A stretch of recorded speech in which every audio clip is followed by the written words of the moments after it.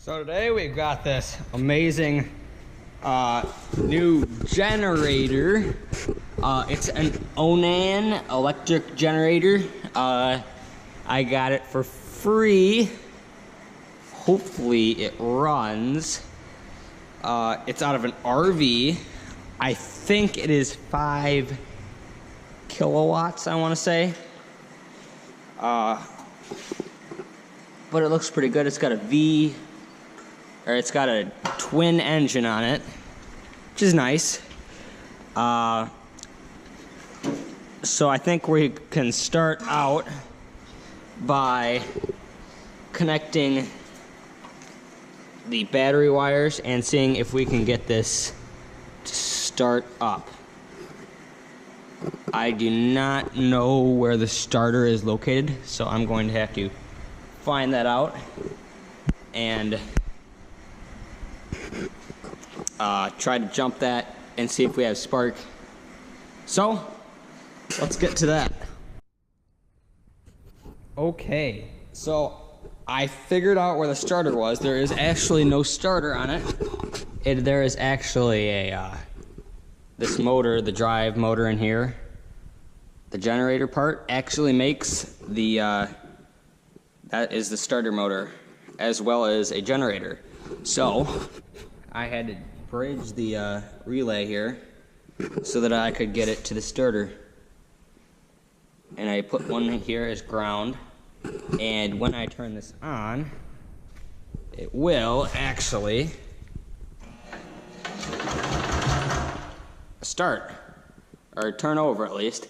So now what we need to do is we need to figure out all this wiring and what this does, and then we'll try starting it up for the first time. It may need a carburetor cleaning after that. Okay, so I've just discovered that almost all of this wiring needs to run to an RV that it came out of, and that all of this needs to be either scrapped or overhauled.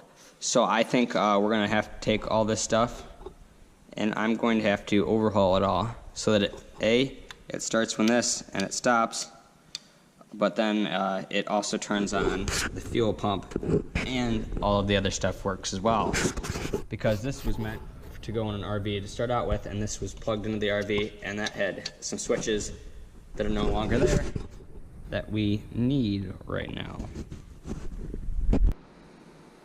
Okay, so we finally got it to start up. I took out all the old wiring and we started rewiring it. I haven't worked out the AC system yet, or the generator part of it, but I have worked out the starting mechanism. We've got the leads there that are connected to the battery, should be connected to the battery. And what we're gonna do is we've wired it up so that the solenoid works with the switch here. And what you do is you push this,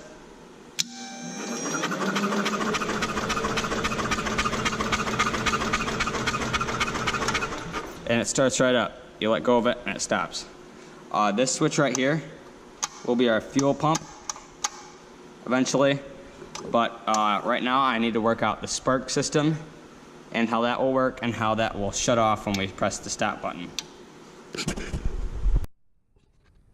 Okay, so I've been screwing around with the spark plugs, trying to get them to work all morning, and I finally took it apart, and the contact right in there is dirty. So I'm going to take this whole thing apart and clean it with this electronic cleaner, and I'm going to clean all the contacts up and wire brush them, and hopefully that will give us spark. Okay, so I got the spark to finally work here. I had to clean off those, and I finally got it to work, and it sparks, and the spark plugs both sides. But now I think it's the carburetor and fuel issue that we have to deal with before we get this thing to run. So what I'm going to do is I'm going to take this starting fluid, spray a little bit of it into there, and then when we press the starting button here, it should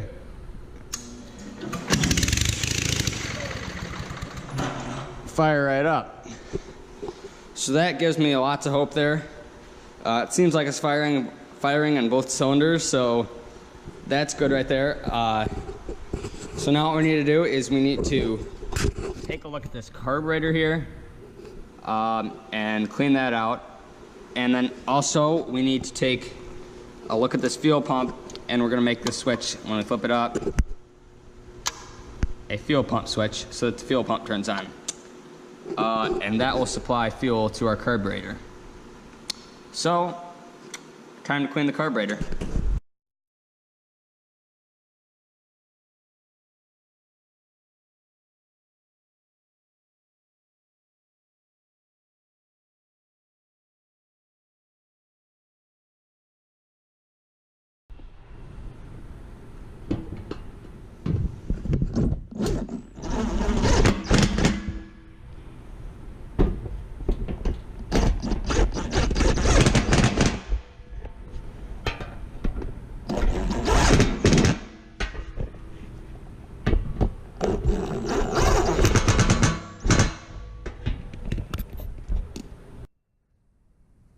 Well, we got it done.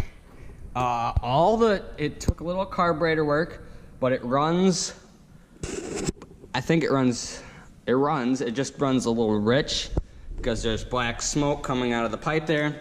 Everything works on it though. This makes the fuel pump work there. You have to have your battery terminals wired up, obviously. But you turn this on and that'll activate the fuel pump down here. And then you hold the start button and it cranks over, and then when you press the stop button, you have to hold it, and then that grounds the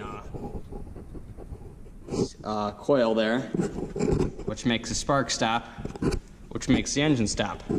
But now, tomorrow's project will be the truck, or this. What we have to do is we have to wire up all of these things and get the 240 and the 120 working, because I want to have 240 in case I want to run a welder on it or something bigger along those lines. But it's set. Yeah, that's about it. I think we need to find a different way to charge the fuel pump down there. I think there's a cable under here. I think this is it. I think this is the one that produces 12 volt, so that we don't drain the battery when we run the fuel pump, because the fuel pump has to be on all the time. So we can't leave it on, otherwise it'll drain the battery and we won't be able to get it to crank over ever again. So we need to figure out some way to charge the fuel pump here so we can keep that running without a battery. I need to fix this choke switch here, because it just wants to scooch over to on the choke so it's on. But other than that, it runs really well.